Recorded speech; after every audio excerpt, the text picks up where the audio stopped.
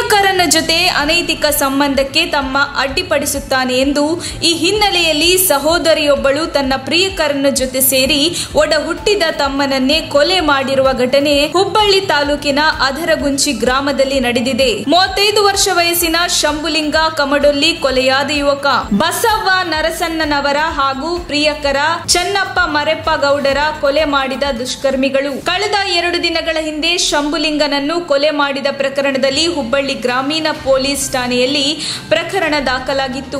ಪ್ರಕರಣ ದಾಖಲಿಸಿಕೊಂಡ 48 ಗಂಟೆಗಳಲ್ಲೇ ಪೊಲೀಸರು ಕೊಲೆ ಆರೋಪಿಗಳನ್ನು ಬಂಧಿಸುವಲ್ಲಿ ಯಶಸ್ವಿಯಾಗಿದ್ದಾರೆ.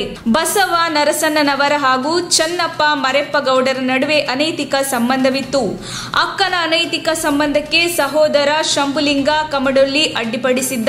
ತನ್ನ ಅನೈತಿಕ ಸಂಬಂಧಕ್ಕೆ ಅಡ್ಡಿ ಹಿನ್ನೆಲೆಯಲ್ಲಿ ಬಸವ ತನ್ನ ಪ್ರಿಯಕರನ ಜೊತೆ ಸೇರಿ ಮಾರಕಾಸ್ತ್ರಗಳಿಂದ ಕೊಚ್ಚಿ ಒಡ ಹುಟ್ಟಿದ ತಮ್ಮನನ್ನೇ ಕೊಲೆ ಮಾಡಿಸಿದ್ದಾಳೆ. ಕೊಲೆ ಮಾಡಿ ಸಹೋದರನ ಶವದ ಮುಂದೆ ಕುಳಿತು ಕಣ್ಣೀರು ಹಾಕಿ ನಾಟಕವಾಡಿದ್ದಾಳೆ. ಆದರೆ ಚನ್ನಪ್ಪ ಮರೆಪ್ಪ ಗೌಡರ ಕೊಲೆ ಬಳಿಕ ಪರಾರಿಯಾಗಿದ್ದ.